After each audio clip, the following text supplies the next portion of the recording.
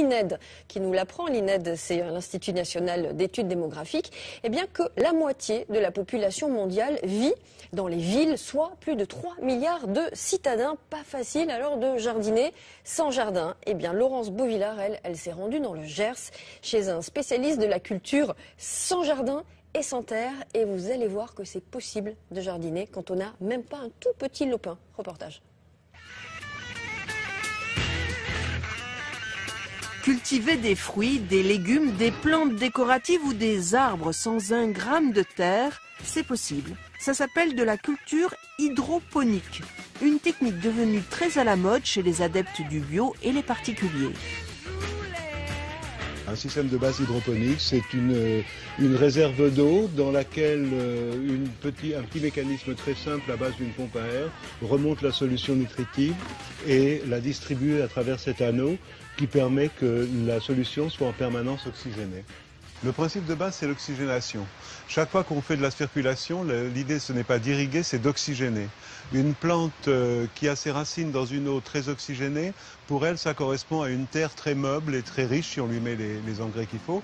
Alors que si l'eau perd son oxygène, ça correspond à une terre compacte dans laquelle la plante va être très malheureuse. C'est de la chimie. L'eau est contrôlée comme celle d'une piscine et les nutriments favorisent une croissance optimale, mieux que dans la terre. On dépense très peu d'engrais et on dépense très peu d'eau. Non seulement c'est pas plus cher, mais c'est moins cher. Mais on a un tout petit peu moins de production quand même. Mais on a un tout petit peu moins de production comme minéral. Il y a différents systèmes qui sont adaptés à des particuliers. Ça peut faire un très bon petit jardin potager sur une terrasse ou dans un salon pour des gens qui ont très peu d'espace. Une salade en hydro, à partir du moment où vous la transplantez dans votre système, mettra 30 jours à arriver à maturité. En sol, elle met entre 45 et 60 jours suivant les espèces. Donc dans nos systèmes hydro, on arrive à faire jusqu'à peut-être pas 12, mais au moins 11 récoltes de salade par an. Et elle est bio si vous utilisez de la bioponique. En ce qui concerne l'engrais biologique que nous utilisons en hydro, ce sont des matières naturelles. Une des bases, par exemple, pour vous donner une idée, c'est de la vinasse de betterave. C'est ce qui reste une fois que le sucre a été évacué de la betterave.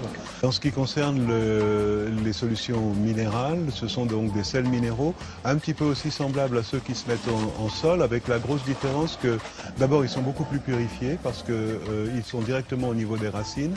Et justement, parce qu'ils sont directement au niveau des racines, on est obligé d'utiliser des doses qu'on pourrait presque qualifier d'homéopathiques par rapport à ce qui s'utilise en sol. C'est un autre exemple de ce qu'on peut faire avec de l'hydroponique. Ces plantes sont de l'Arnica montana qui ont leur principe actif dans la racine ainsi que dans les fleurs. Et donc nous, comme nous avons accès aux racines, au lieu de détruire les plantes, on peut très bien simplement récolter les racines d'une manière continue. On va les couper là bientôt et d'avoir une méthode non destructive pour ces plantes qui permet d'économiser les plantes sauvages qui sont en voie de disparition. La première structure hydroponique connue date de 3000 ans, ce sont les fameux jardins de Babylone. Aujourd'hui, la Station spatiale internationale cultive une partie de ses produits frais grâce à ce système.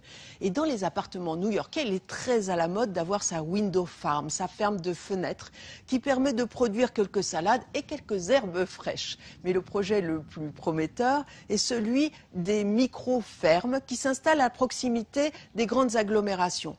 300 mètres carrés de ces structures permettraient de produire des légumes bio pour un chiffre d'affaires de 300 à 400 € par semaine. Merci beaucoup, Laurence Beauvillard. À très bientôt. On va passer à la revue de presse.